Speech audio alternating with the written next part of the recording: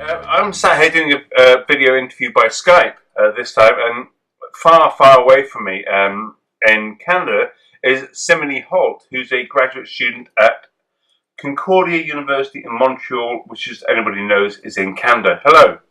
Hello. Hi, thanks for agreeing to kind of be far away and still be talking to me. My pleasure to be here. And you're doing your graduate research on the Church of Satan, a kind of ethnographic study.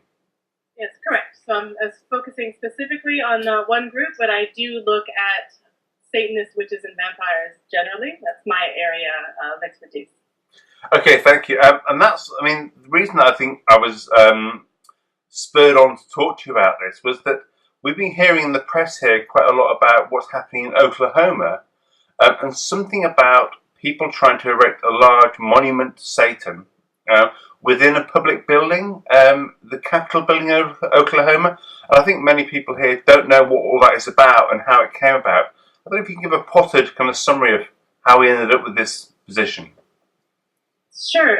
So there was a privately funded monument that was of the Ten Commandments that was going to be erected. So even though it was privately funded, it was erected in a public space, legal space, or it was going to be. That was what was proposed.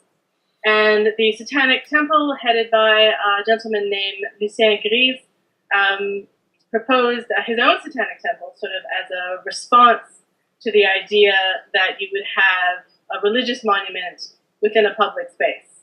And so he's challenging the idea that, well, if you're going to allow one religion, then you have to allow all, because ostensibly in the legal ramifications are that you could absolutely allow them all when they're supposed to have a separation of church and state.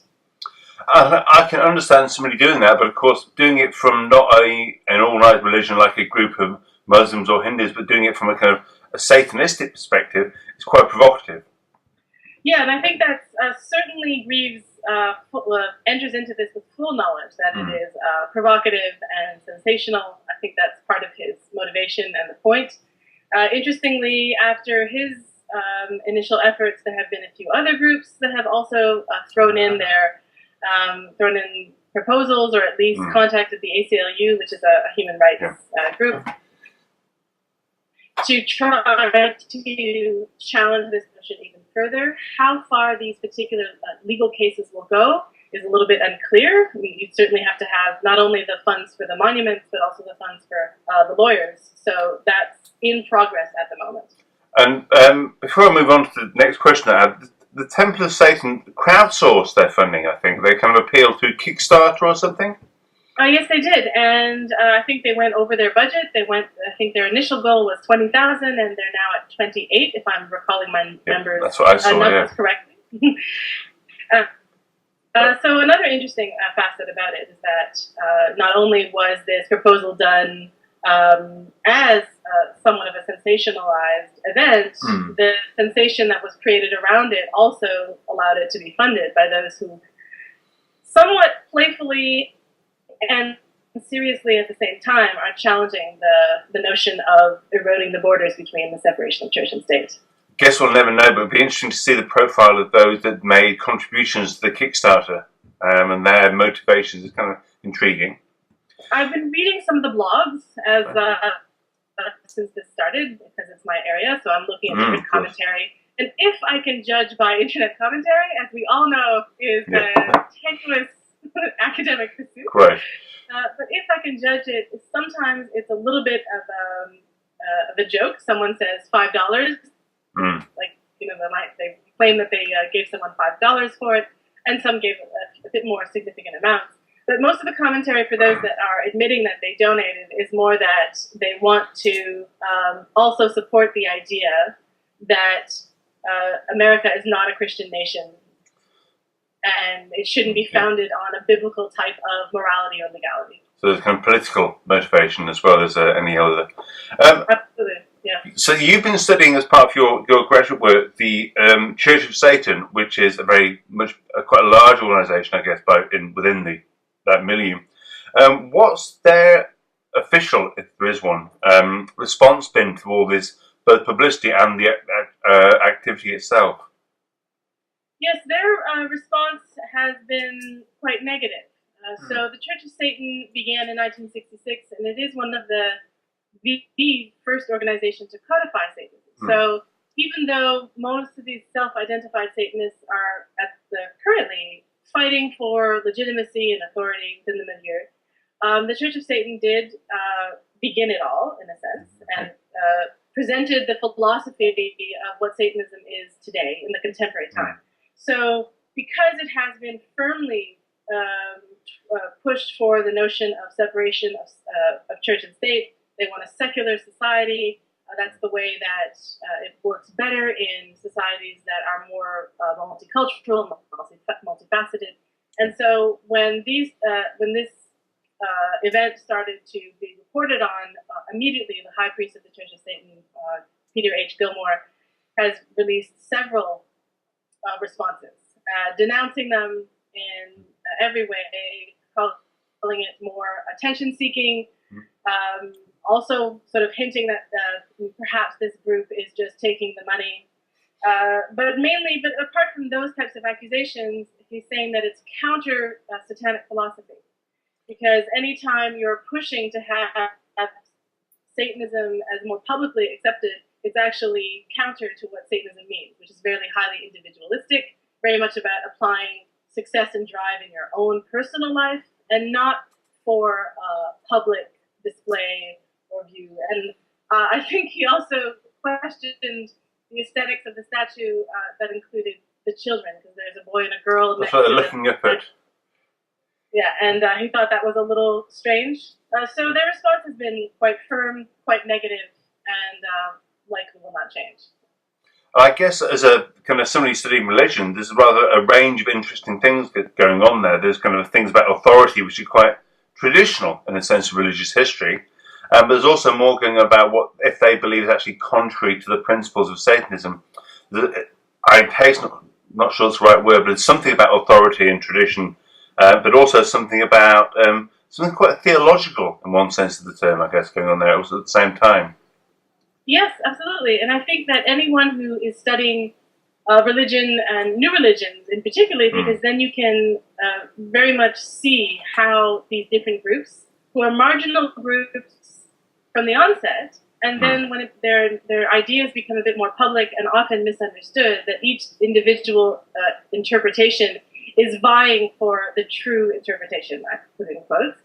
So it's an interesting case study of how schismatic groups are looking to the public arena for various types of approval and or at least acceptance, if not approval, because Satanism at its core, the core philosophy, and most self-identifying Satanists would agree that it's really not for everyone. And it's deliberately rather exclusive, and that it's only those that really truly respond, which is to the ideas, which is relatively common with a lot of contemporary religions also, that you have to respond to it, it's a choice, not imposed. There's something rather interesting about that. I can see why the Church of Satan might have a problem with this, in that there's a kind of dual thing. On one hand, there's a lot of media attention. It makes a great story. We've seen lots of newspapers far away, even in Britain, being quite keen to write about, look at the statue and to write about Satan. Right. At the same time, there's a real tendency, I guess, to dwell on the attention that's being lavished on you from the media, but at the same time want to say it's a minority interest, it's not for you. So there's quite an interesting tension there between the attention that might be given by the media, and the media wanting to have a look, and the wanting to say this is private, separate, exclusive. This has part of the cachet of many new religious groups is they're not mainstream, they're not what everybody else does, they're not what everybody else in the neighbourhood is part of. That's quite an interesting tension for them to kind of manage, I guess, as this goes on. I'd like to describe it as a magnet and a filter.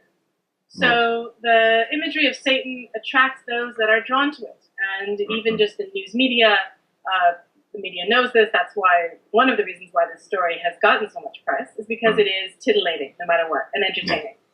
But Satanists consider this sort of draw to those that can sort of get beyond the imagery, that see the humor in it, see the iconoclastic nature of it, and adopt it as a critical position, sort of a philosophical position, to ask, to challenge the status quo, to be someone that's always kind of looking in the dark corners of human nature and behavior. And so then the filter is so the imagery of Satan also acts as a filter for those that really don't get it. It makes them uncomfortable. It makes them fearful. Yeah. And so it's both at the same time. And I think they enjoy that tension quite a bit, actually. Right, yeah. And play on it. And it's been there since the beginning. So it's integral, I would consider it, to their worldview.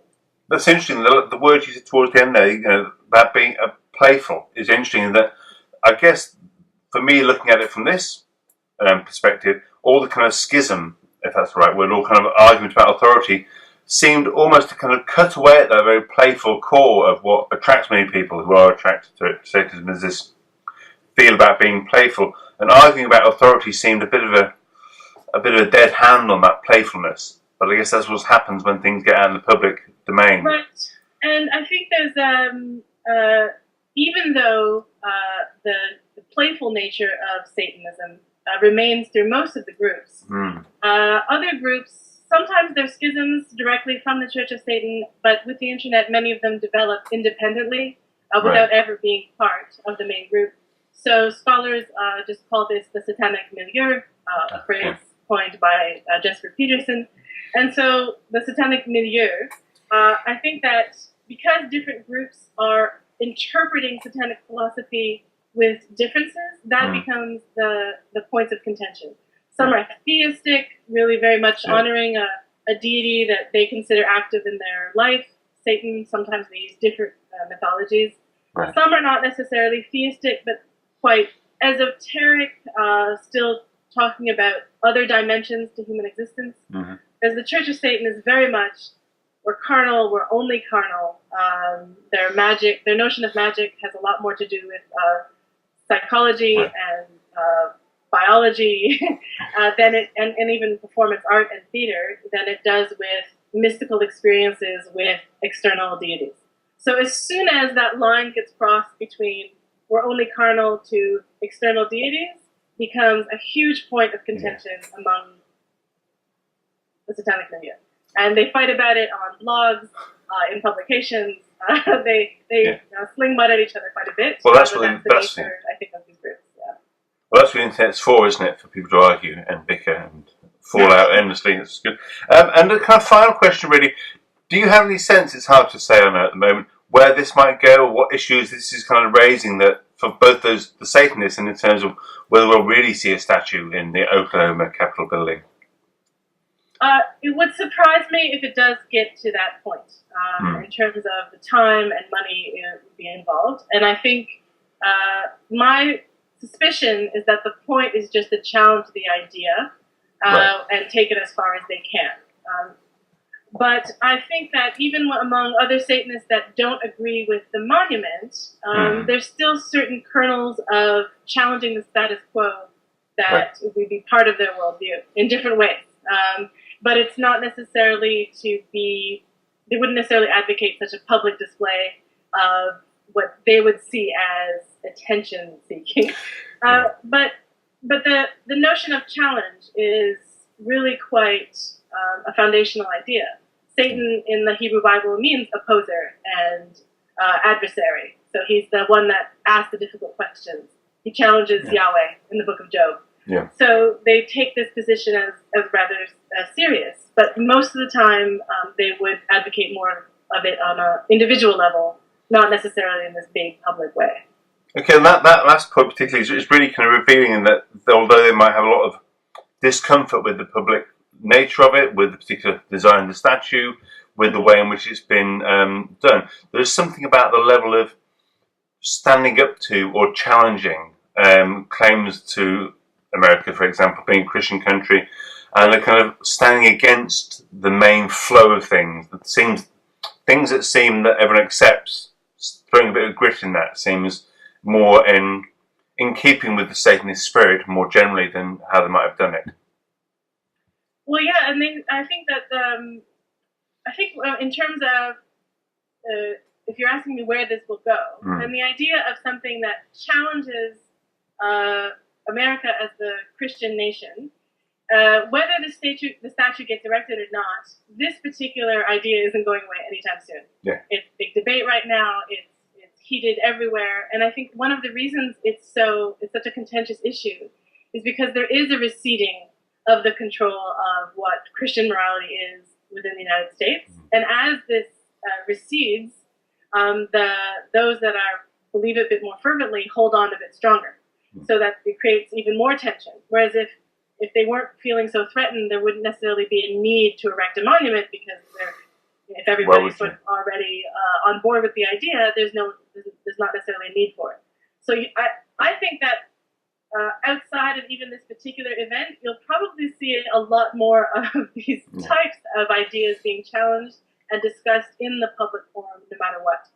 So just kind of conclude, it might look like, particularly from the outside and from far away, like a sideshow, and not really. It actually raises issues that are fundamental to where religion in North America is headed. Yes, I think so. Absolutely. Okay, well, thank you, and thank you ever so much for agreeing to talk to us. Thank you. It was fun.